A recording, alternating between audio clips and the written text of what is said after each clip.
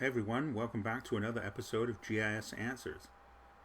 Today this is part 2 of the Bigfoot research in Virginia. We're looking at the southwest portion of the state, and we're just following on from where we left off. We have the Bigfoot sightings in black, the black points. We have the parks in the green, parks and state forests and national forests. We have the county boundaries in the thin red lines, and the more you zoom in,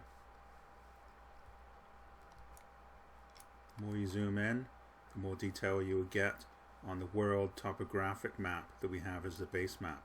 And I also have the world hillshade map, which gives some nice relief features for the hills, especially along in Virginia, as we're in the Blue Ridge Mountains. Beautiful Virginia, one of my favorite states, and very nice place to go to and stay. I've never been to the beach here, like Virginia Beach. I've never been there, but hopefully one day. So we'll just continue where we left off. As I said, Class A sightings are labeled as A's, and those are visual sightings of a Bigfoot or a Sasquatch, Yeti, or whatever you want to call him or her. And B, Class B, are any other evidence such as vocalizations, wood knocks, nests, broken tree limbs, footprints, or any other evidence to support the fact that Bigfoot exists. So let's have a look. And let's go. I think we looked at Franklin County a little bit last time.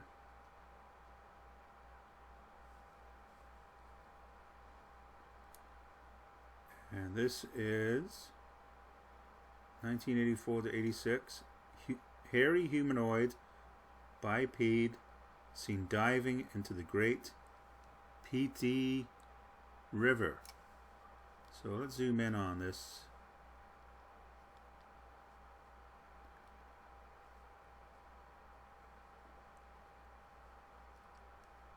So maybe that's the river here, that possibly.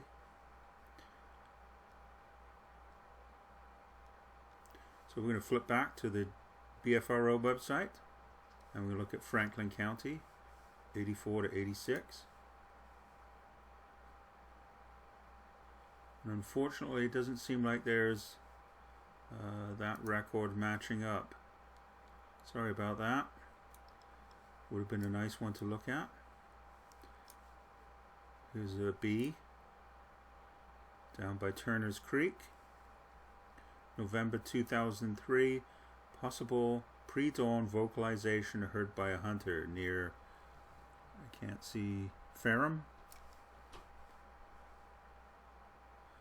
Grown up in the outdoors and been hunting and fishing my entire life, from a childhood spent in North Georgia to stints in West Virginia, and now for the past 16 years in Virginia.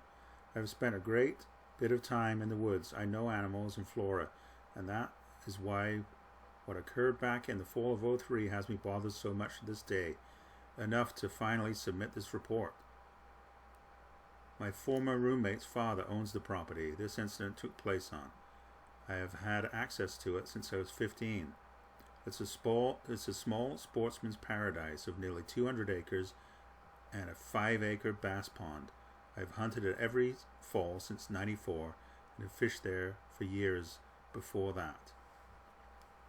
I hit the woods completely scent-proof at about 3:30 a.m. and hiked from the farmhouse approximately 600 yards back to the deer stand I was planning to use on that morning. I stopped short about 100 yards to apply a drag rope, and then crossed the creek bridge and walked a wide pattern out in front of the stand to put out several scent markers on the game trails. This took perhaps 15 minutes and no game animals were spooked. I then headed back towards the tree stand, tied off my rifle and gear to a safety rope, climbed the stand and pulled up my gear. This will give me a full hour and a half to let the woods settle down and help my presence go unnoticed. What happened next has cost me countless nights of sleep and still gives me chills every day I think about it. Once in the stand, I went about the business of sorting out my gear and making sure everything was where I would need it. Binoculars, grunt caller, etc., etc. Out of nowhere came the most god-awful, blood-curdling scream, yell, growl that I've ever heard in my life. The morning calm was completely shattered, and it sounded close. I immediately ran the mental list in my mind as what it could be, but nothing I had ever heard could match this in either pitch, depth, or duration. It lasted for at least 5 to 7 seconds. I was so scared. It started so high and just kept expanding in pitch into a howl that ended in a menacing, guttural growl. Before the sound was even over, I realized I felt extreme danger. The real fear was from the fact that the volume was so loud and it came up on me so suddenly that I knew it was close, too close, within 25 yards. Wow. Following the howl, there was complete silence. I immediately felt too close to the ground for whatever reason in a 17-foot tree stand and carefully stood up so that my feet were not dangling off the seat. I pulled out my mag light and started scanning the area to my front and right that the sound seemed to come from. I tried to listen for further movement while scanning, but realized that my ears were actually ringing from the howl. I remember thinking, from previous survival training, to keep cool and not panic, and figure this out. I quickly clambered around and checked to make sure that the safety on my rifle, a Winchester Model 70 300 WSM, and then I continued scanning between the woods to the front and the pine thicket to my immediate right with my flashlight. I felt so vulnerable and remembered thinking that this rifle might not be enough, so I fetched my S&W 40 handgun from my backpack and secured it to my belt. Now I know that's unlawful to carry a sidearm during a rifle season, but there are black bear on this property and I wasn't going to leave myself without an option. It took several moments for my hearing to return, and when it did, I heard distinctive movement back in the pine thicket to my front and right, maybe 20 yards into the trees. Then nothing. That's when the smell hit me. I'm not sure I noticed it at first, because I have been handling deer scents, but I smelled what I can only describe as rotten cabbage, ripe dumpster. It didn't last long, and then there was no noticeable wind at the time of this incident to carry the scent. I stood there in the tree stand for the next 2 hours until first light, and then got the hell out of there. I'm not the type to scare easy, and I was right back out there 2 days later, but didn't think to check for tracks or any other evidence. The game was still scarce. I've been back several times since then to fish the pond, and nothing out of the ordinary ever occurred during those trips.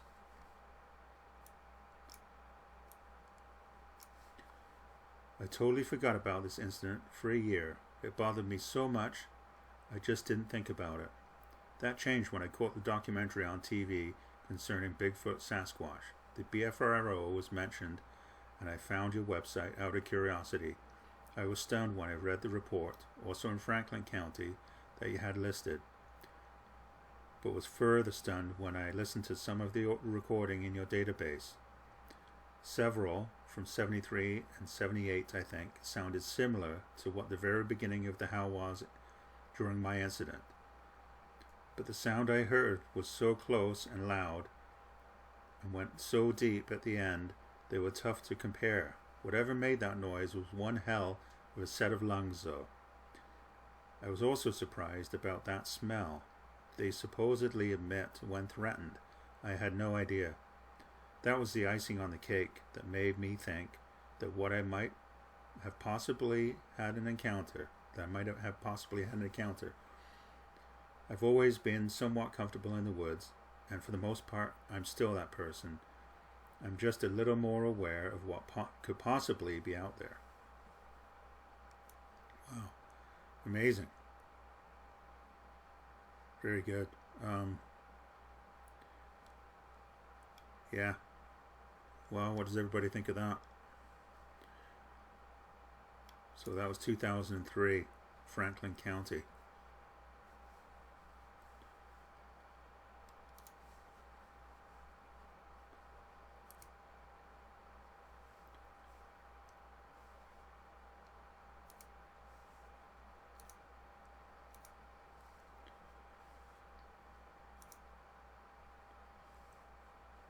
Let's look back, and it looks like there's one here in a park.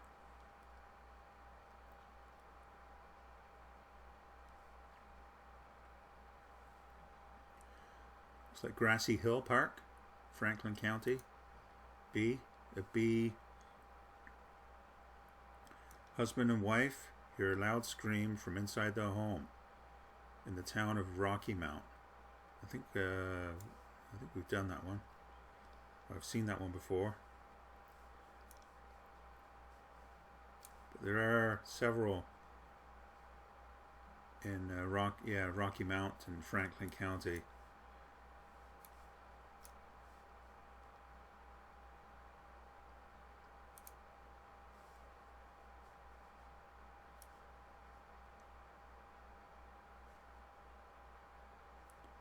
September 2007, 4-foot-high fence barely slows an 8-foot creature north of Freeze.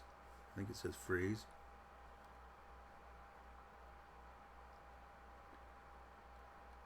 So this looks like it's right in and around Pike City.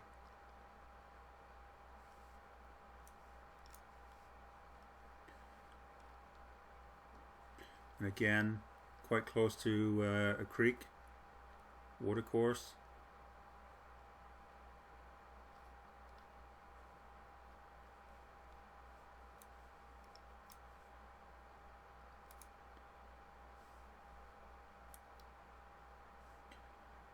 December 1992, late night sighting by motorists on Highway 94 near Wythe County border.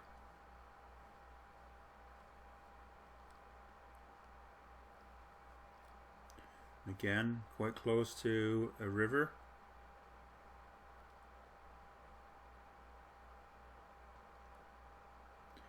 And close to a park.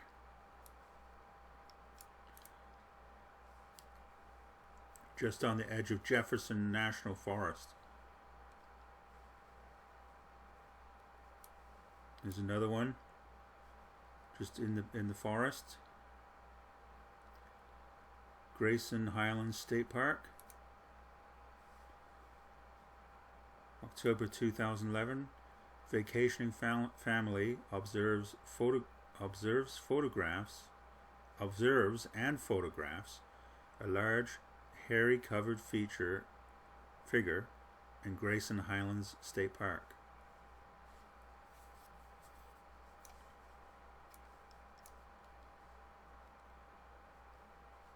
There's another one just on the edge of the state park. Class B.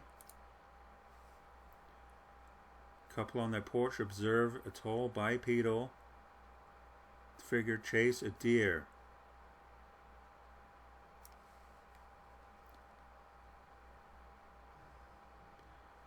So, yeah, so quite a few sightings there.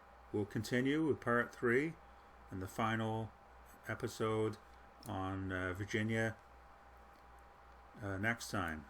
Please subscribe to the channel, and if you have any sightings that you would like to report to the BFRO, go to the BFRO.net website and submit your report.